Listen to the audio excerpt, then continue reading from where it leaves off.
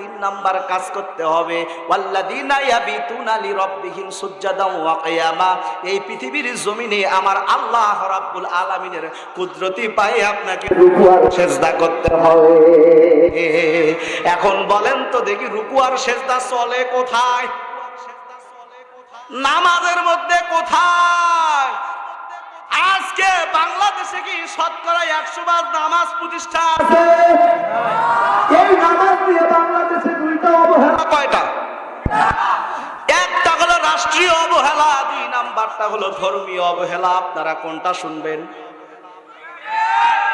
এতদিন দেখেছি মদখোর, জুয়াখোর, তাসখোর, আপনাদের দেখে মনে হচ্ছে আপনারা সেই লেভেলের ওয়াজখোর।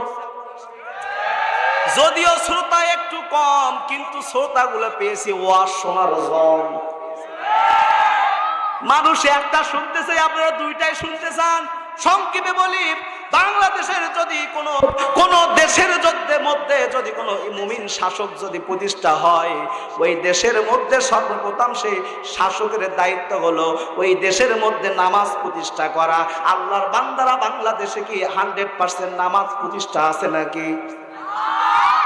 শতকরা 100 জন মুসলমানের মধ্যে কতজন নামাজ সঠিকভাবে আদায় করেন? আমার মুসলমান ভাইয়েরা, এই নামাজ 100 জনে 100 জন হোক। কারা কারা চান দু হাত তুলে দেখা। আমার মুসলমান ভাইয়েরা, এর জন্য করে আল্লাহ রাব্বুল আলামিন ঘোষণা করে দেয়, আমি রব্বুল আলামিন পৃথিবীর জমিনে বান্দাকে প্রেরণ করেছি। আমি আল্লাহ রাব্বুল আলামিনের উদ্দেশ্য ছিল হলো দুইটা। জোরে কোন কয়টা? জোরসে বলে। এক নাম্বার উদ্দেশ্য হলো, আমার মুসলমান ভাইরা, এই দুইটা উদ্দেশ্যের 2 নাম্বার উদ্দেশ্য হলো এই পৃথিবীর জমিনে আল্লাহর বান্দা 2 নাম্বার কাজটা করবে। আল্লাহর বান্দারা ওমা খলাকতুল জিন্নি ওয়াল ইনসা ইল্লা লিয়াবুদুন। আল্লাহর বান্দারা এই পৃথিবীর জমিনে সর্বপ্রথম ইবাদত করবে কার? এই ইবাদতগুলো কিন্তু সঠিকভাবে বাস্তবায়ন হচ্ছে না। ইবাদত বলতে আমরা যেটা মনে করি নামাজ, রোজা, হজ, যাকাত, কথা বল না কেন? না হওয়ার 1 নাম্বার কারণ আল্লাহ পাকের যে উদ্দেশ্য রয়েছে, এই উদ্দেশ্য 2 নাম্বার উদ্দেশ্যটা আমরা 1 নাম্বার উদ্দেশ্যটা আমরা বাস্তবায়ন করি না। বলেন তো দেখি মুসলমান কয় নাম্বার উদ্দেশ্য? আল্লাহ এই পৃথিবীর জমিনে তার বান্দাদেরকে পাঠানোর একমাত্র প্রধান উদ্দেশ্য হলো, আল্লাহ পাকের কোরআন বলে, ওয়াইদ ক্বালা রাব্বুকা লিল মালাইকাতি ইন্নী জাইলুন ফিল আরদি খলিফা। আলেম ওলামারা যারা আছেন তারা ভালো বুঝবেন, আল্লাহ পাক এই পৃথিবীর জমিনে বান্দাকে আমাদেরকে পাঠিয়েছেন খলিফা হিসাবে। কি হিসাবে? কথা বলছেন না কেন? এখন খলিফা মানে হলো প্রতিনিধি। এই খলিফার দায়িত্ব কাদের থাকবে? আমার মুসলমান ভাইরা, আজকের এই মাদ্রাসার সভাপতি মহোদয় যদি তার পক্ষ থেকে হুজুরকে কোথাও পাঠায়, সেটা হলো তিনি হলো হুজুর, হলো খলিফা। কার পক্ষ থেকে? কার পক্ষ থেকে? আর আল্লাহ পাক আমাদেরকে পাঠিয়েছেন, আমরা কার খলিফা? আমার মুসলমান ভাইয়েরা, আল্লাহর খলিফার কাজ হলো, আল্লাহ পাক বলে দিয়েছেন আল কোরআনু দাস্তুরুনা। আমার মুসলমান ভাইয়েরা, কোরআন হলো আমাদের সংবিধান। আল্লাহ পাক বলে দিয়েছেন, দুনিয়ার জমিনে যাবি রে বান্দা, রাজত্ব চলবে আমি রব্বুল আলামিনের কোরআন দিয়া। কি দিয়া? জোরসে বলে। আমি আল্লাহর কোরআন দিয়ে রাজত্ব চলবে। আমি আল্লাহর কোরআন দিয়া তুমি ব্যক্তিগত জীবন চালাবা। আমি আল্লাহর কোরআন দিয়া বান্দারে তুমি পারিবারিক জীবন চালাবা। আমি আল্লাহর কোরআন দিয়া তুমি সমাজ জীবন চালাবা, সামাজিক জীবন পরিচালনা করবা। আমি আল্লাহর জীবন দিয়া বান্দারে রাষ্ট্রীয় জীবন পরিচালনা করবা।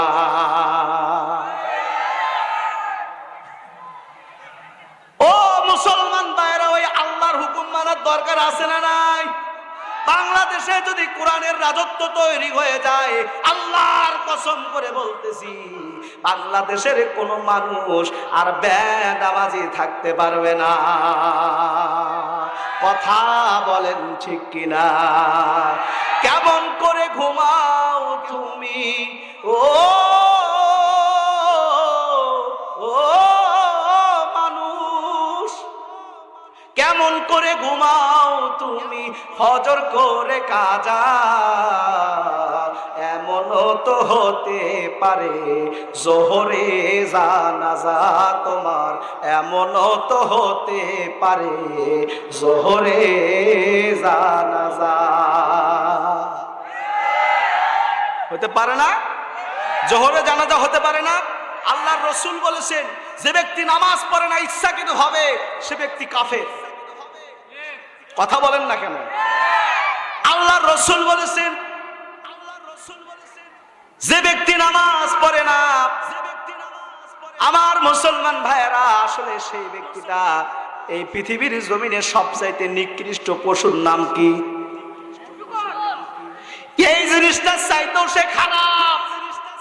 একটা বেনামাজের দিকে আপনি তাকাবেন, সকালবেলা উঠে তাকাবেন, এরে না, এটা তো শুকুরের দিকে তাকাচ্ছে। কথা বলেন না? আপনি ভাত খাচ্ছেন একজন বেনামাজির সাথে না, একজন মানুষের সাথে খাচ্ছেন না, আপনি একটা শুকুরের সাথে বসে ভাত খাচ্ছেন। এই কথা বলছেন না কেন?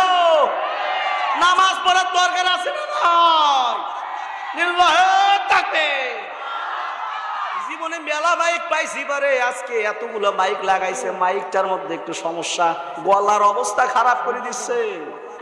সুবহানাল্লাহ কম নারায় তাকবীর।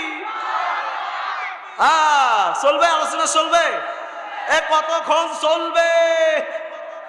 নারায় তাকবীর। আমার মুসলমান ভাইরা, এতক্ষণ অনেক আয়াতের ব্যাখ্যা দিলাম, তাই না? এখন আসেন, আমি যে হাদিসটা আপনাদের সামনে উপস্থাপন করেছি, এই হাদিসটার মধ্যে কি আছে একটু চলে যাই।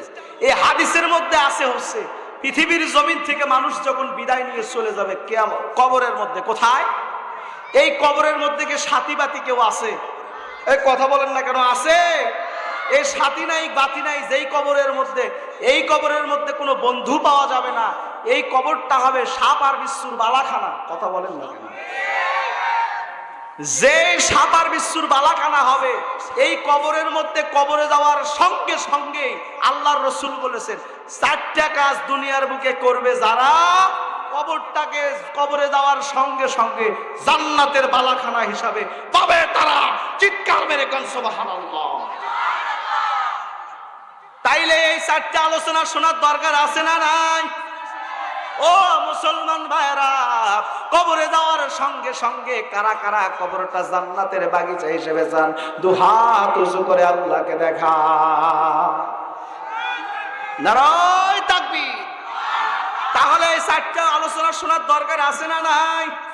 এই 4টা আলোচনা আমি আমার আলোচনার শেষ পর্যায়ে বলতে চাই। আমার মুসলমান ভাইরা, যদি কেউ রাগ না করেন ভাই, এখন যে আয়াতে কারিমাগুলো ধরেছিলাম, এই আয়াতে কারিমার উপরে মুফাসসিরিনগণ কি বলেছেন একটুখানি সেই দিকে যেতে চাই।